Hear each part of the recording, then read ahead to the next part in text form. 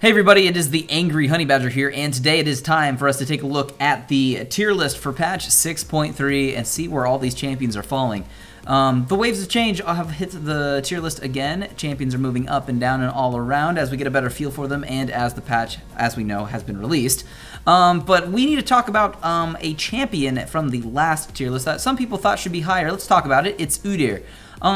He has been moved up a little bit on my tier list for this one, which is probably going to make a lot of people happy.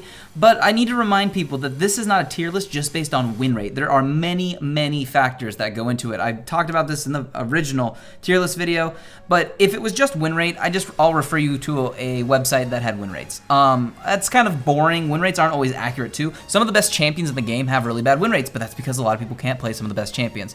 Win rate's not just what we go off of. So just remember, be like, blah, blah, has the highest win rate. They're skyrocketing. Like, well, that's a good thing. It's positive, and yes, maybe they will start moving up the list, but that doesn't mean they should just be S tier regardless because of that fact. If you just want a win rate statistic, just go to any website that has it and look at that and pretend that that's your tier list. So just wanted to talk about that real quick. But for now, let's go ahead and jump into S tier and see where the champions are falling. For the S tier, honestly, not a ton changed within here. We have moved things around though. Notably, we're going to talk about Gangplank and Lux. Gangplank, I believe I had him in A tier last time. I think he fell down there for one patch, but game times, as much as they have shortened this season, games are now actually getting, I don't want to say longer again, but games are actually starting to hold even. People are learning the patch better, and game times are going back up a little bit. They're not like long like last season, but they are going up a little bit, and that brings some viability back to Gangplank. Also, just masteries-wise, he is also very, very strong with the changes to some of the masteries over the last couple patches. Also, just in general, it's Gangplank. As much as he might have to forfeit a little bit of early game, he is still always going to do so much damage late game, and he brings a lot of utility too. So realistically, Gangplank's still really top table still. So if you can play him, he's incredibly strong. The next champion I want to talk about is Lux. We have seen Lux rising up through the tier list from late last season all the way up to where she is now. It's a lot of positive changes that Lux has seen that have slowly moved her up the list. I don't like to just drastically be like, oh, somebody got a buff, let's just shoot them straight up into God tier. I don't like to do that. We like to gauge where champions are going, or else the tier list would just be a big giant scramble all the time and it'd be harder to gauge. But Lux has slowly moved and made her way up here. It comes down to a lot of positive changes. She has got a lot of good damage. Some of the item changes, really just people using Frost Queens in mid lane on her is very, very good. As much as I don't care for it on a lot of champions, she's actually one of the ones who can build it because it allows her to use the rest of her abilities way more effectively than some of the other mages who just need better regen and better damage. She's got good damage. She just really wants to get that guaranteed slow, really, to land the rest of her combo. But Lux has seen herself rise in power and now finally sees herself up in God mode. Moving things on to the A tier, two of the champions we're going to talk about in this tier are going to be Malphite and Talon. The big changes to what we've seen in meta, the biggest one you've probably noticed are teams running 2 ADCs or even sometimes 3 ADCs. Maybe there is a Lucian in bot lane, maybe there's a Corki in the mid lane. Granted, he's kind of a caster now, but still, you build him like an ADC. And then maybe you see a Quinn in the top lane, or even a Graves in the jungle. You could have 4 ADCs on a team. It is super possible. The reason we're seeing Gangplank rising back up the list, some changes to armor, masteries, just general little things too. He's always been kind of in an okay spot, to be honest. Never like terrible, never like super God mode. Well, he's actually getting pretty close to God mode just because his initiations on all these squishy targets has made him a much more viable threat as a tank in the game.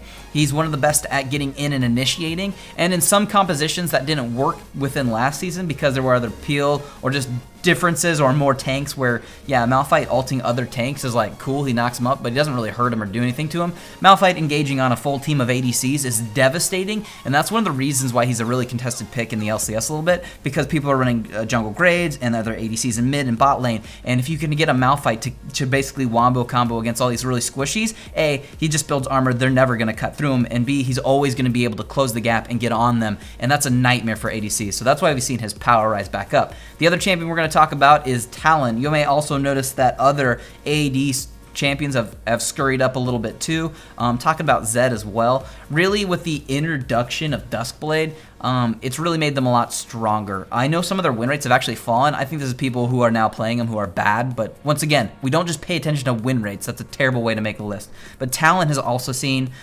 very positive changes with that coming in. Also, just in general this season, some of these AD assassins, I really think Thunderlords is a huge benefit when they dive in for short skirmishes to get off a lot of damage.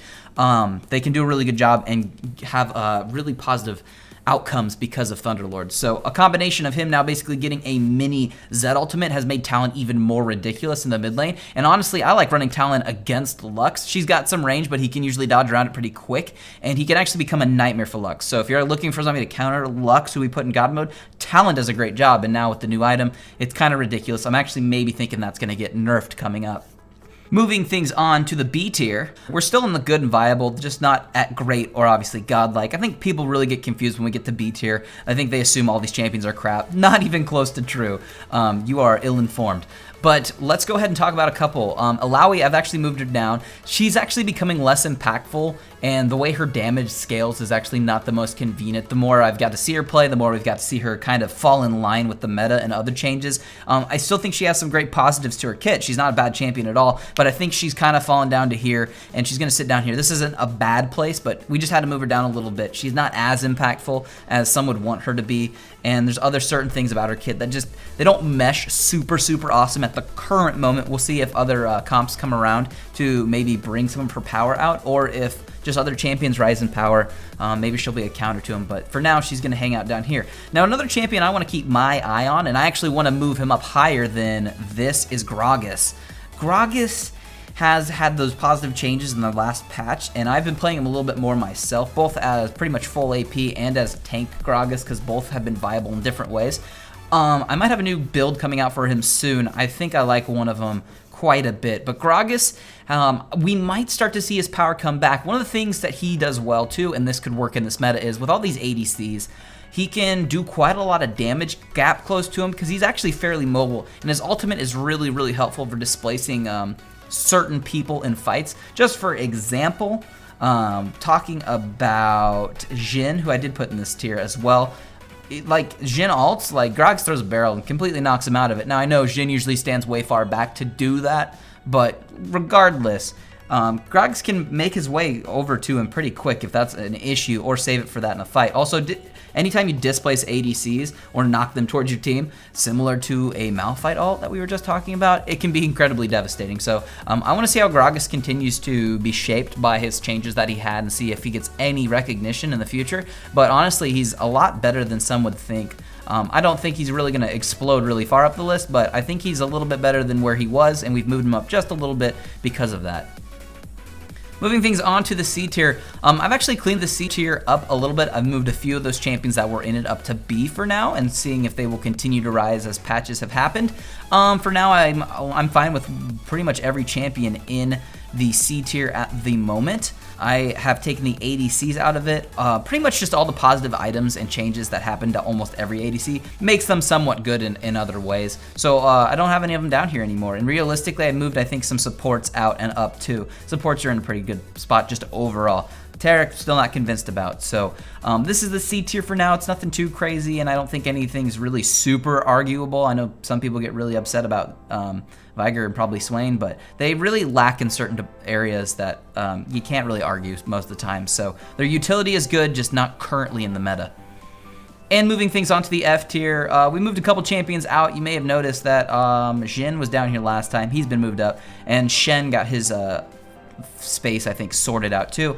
Zilean, man, people ban him and pick him like crazy in Korea, but I cannot figure out where he goes and how it works super well. There's parts of his kit I like, there's other parts about it that seem lackluster. Teemo, as we know, lives here.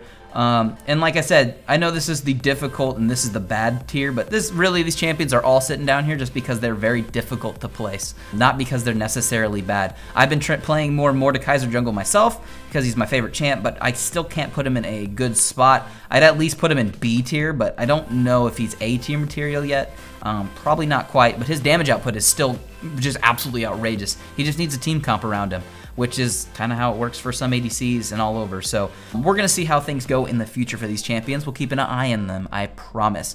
But that is going to be the tier list for patch 6.3. If you've obviously been offended, which most of you will be, go ahead and leave all your hate-filled comments down below, and I will probably ignore most of them. But if you have something constructive to say and want to talk about a certain place, and you can put it in a question that makes sense instead of it just being filled with 4-letter words, I will try to get back to that and we can talk about it. But other than that, I wish all of you the best of luck on the Rift.